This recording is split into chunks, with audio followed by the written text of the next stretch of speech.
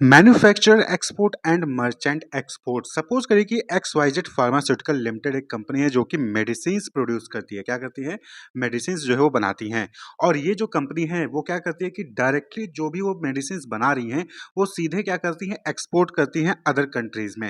यानी कि इंडिया में X Y Z pharmaceutical limited है, वो मेडिसिन बनाती है और वो एक्सपोर्ट करती हैं अपना जो मेडिसिन है वो किसी दूसरे कंट्रीज में, यूएसए में या फिर किसी दूसरे अदर कंट्रीज में। तो इस टाइप के जो एक्सपोर्ट्स होंगे उनको क्या कहेंगे? Manufacture export. यानी कि जहां पर कोई कंपनी खुद ही प्रोडक्ट बना रही है और उसको जो है एक्सपोर्ट कर दे रही है, तो उसको हम मैन्युफैक्चर एक्सपोर्ट कहते हैं। क्लियर?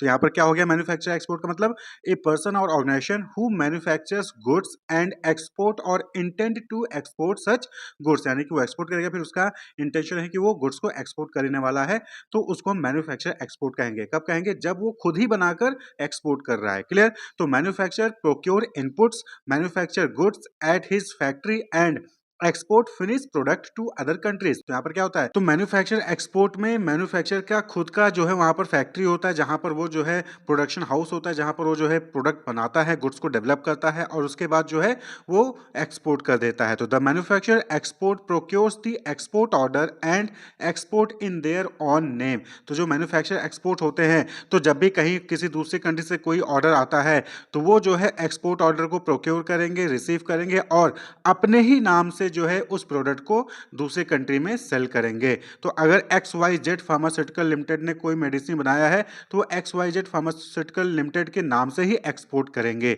तो इस टाइप के जो एक्सपोर्ट्स होते हैं उनको हम क्या कहते हैं? मैन्युफैक्चर एक्सपोर्ट कहते हैं। जैसे टाटा स्टील है, एग्जाम्पल के तौर पर टाटा स्टील। तो टाटा स्टील में क्या है कि Tata steel export a large number of steel product like HR coils, ferrochrome, wires and much more. तो टाटा स्टील खुद ही इन प्रोडक्ट्स को बनाती है और खुद ही जो है इसको एक्सपोर्ट करती है अदर कंट्रीज में, जैसे कि यूएसए में, यूरोपियन यूनियन में, Jordan, Qatar, Vietnam, Iraq, Afghanistan, Middle East and Korea. इन सब जगह पर जो है Tata steel HR coils, ferrochrome, wires, इन सभी चीजों को बनाती है और एक्सपोर्ट करती है। तो टाटा स्टील क्या हो गई? मैन्युफैक्चर एक्सपोर्ट हो गया, क्योंकि टाटा स्टील खुद ही इन प्रोडक्ट्स को बनाती है और खुद ही जो है एक्सपोर्ट करती है। तो ऐसे केस में क्या होता है कि जो मैन्युफैक्चर एक्सपोर्ट्स हैं वहां पर खुद बना देंगे और साथ ही साथ जो शिपिंग करना है, डॉक्यूमेंटेशन है, इंश्योरेंस है, वो सारा भी खुद ही मैनेज करते हैं मैन्युफैक्चर एक्सपोर्ट।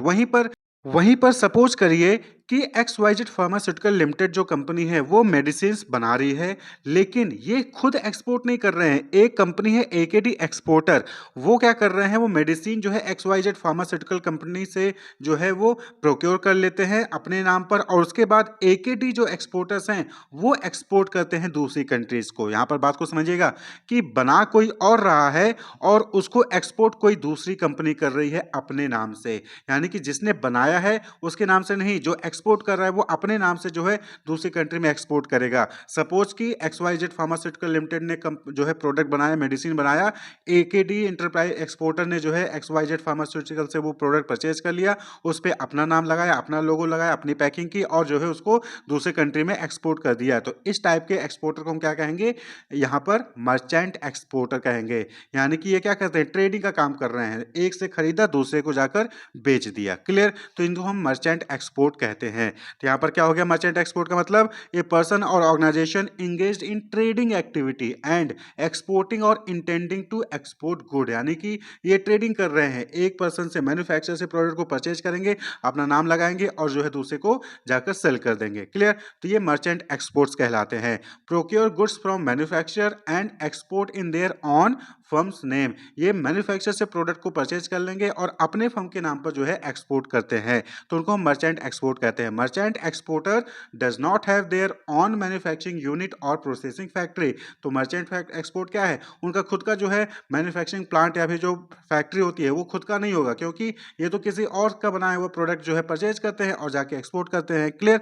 तो ऐसे केस में क्या होता है कि मर्चेंट एक्सपोर्ट के पास मैन्युफैक्चरिंग यूनिट या फिर प्रोसेसिंग फैक्ट्री नहीं होगी, लेकिन ये जो है इनका स्पेशलाइजेशन होगा शिपिंग को लेकर, डॉक्यूमेंटेशन को लेकर, जो एक्सपोर्ट और इंपोर्ट का रिलेटेड डॉक्यूमेंटेशन होता है, इंश्योरेंस को लेकर, और जहां जहां पे भी पोर्ट है वहां पर जो है इनके ब्रांचेस होंगे। क्लियर? तो इस टाइप के एक्सपोर्टर को हम क्या कहते हैं? मर्चेंट एक्सपोर्ट कहते हैं। क्लियर? एग्जाम्पल के तौर पे देव एक्सपोर्ट है। देव एक्सपोर्ट, इसके जो ऑनर हैं, डायरेक्टर हैं, वो गोपाल अग्रवाल जी हैं। क्लियर। तो ये क्या करते हैं, ये फार्मर से grain, pulse, fresh fruit, vegetable, spices, jaggery, ये सब जो है फार्मर से लेते हैं और उसको एक्सपोर्ट करते हैं अदर कंट्रीज में।